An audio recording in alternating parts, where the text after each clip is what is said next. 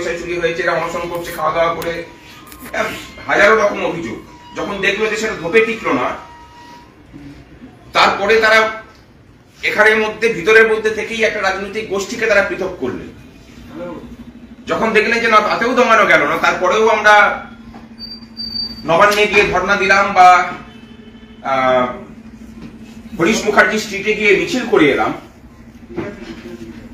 এবং আবার অনশন চলছে বিগত 19টা দিন ধরে। আপনাদের কিছু সহযোগী, তার মধ্যে সরকারি কর্মচারীরাও আছে, তারা 19 দিন ধরে অনশন চালিয়ে যাচ্ছে। এটা দ্বিতীয় দফার অনশন।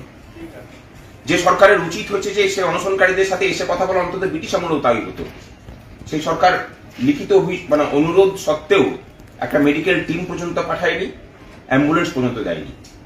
লড়াইটা কিন্তু আমরা তবুও ছাড়িনি, লড়াইটা চালিয়ে যাচ্ছি। আমরা চাই যে লড়াইয়ের সঙ্গী আপনারা অন্তত হয়ে উঠুন।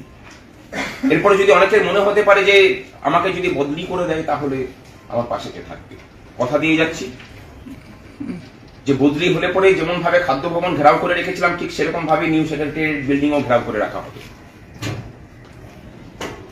কিন্তু আন্দোলনে আপনাদের সক্রিয়তাটা প্রয়োজন। এই সক্রিয়তা না হলে একটা পুকুরের যদি একটা জায়গাতেই যদি তরঙ্গটা উঠতে থাকে, তাহলে গোটা পুকুরের মাছগুলো দৌড়াদৌড়ি করে।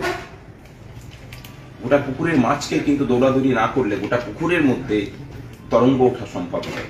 আমরা চাই যে প্রত্যেক অন্তত নিজের নিজের অধিকারের দাবিতে নিজের যেটুকু যোগদান দেওয়া সম্ভব সেটুকু যোগদান দিই, স্থায়ী অস্থায়ী সকলের জন্য।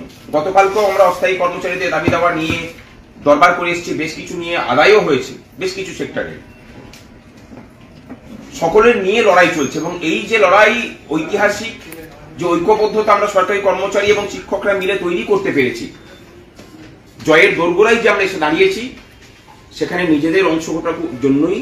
এবং আগামী 22 তারিখ আমরা একটা দিনের কর্মবিরতির ডাক দিয়েছি। দেখুন, কয়েকদিন আগেই আপনারা জানেন যে পাঞ্জাবে 10% মহার্ঘ ভাতা বকেয়া পড়েছিল। কর্মচারীরা সকলে মিলে পেন ডাউন করে সরকারকে আলোচনায় বসিয়ে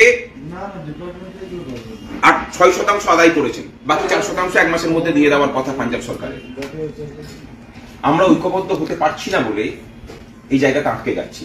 আপনাদের পক্ষে যাদের মাঠে ময়দানে নেমে কাজ করা সম্ভব নয়, প্রতিবাদটা সম্ভব নয়, অন্তত দপ্তরের ভিতরে প্রতিবাদটাকে নামিয়ে আনুন। এছাড়া নিজেদের অধিকারও কিন্তু, প্রতি মাসে যে বেতন পাচ্ছেন সেটাও ভবিষ্যতে পাবেন কিনা সেটাও কিন্তু প্রশ্ন চিহ্নের মুখে এসে দাঁড়াবে।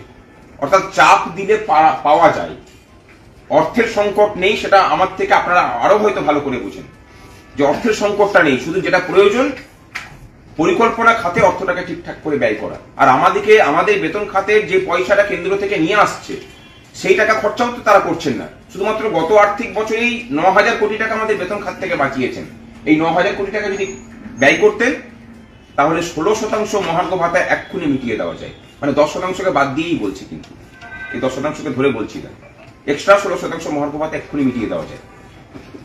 এখন আমরা চাই কিনা সেটা আমাদের নিজেদের কর্ম এবং নিজেদের নিয়োজন দিয়ে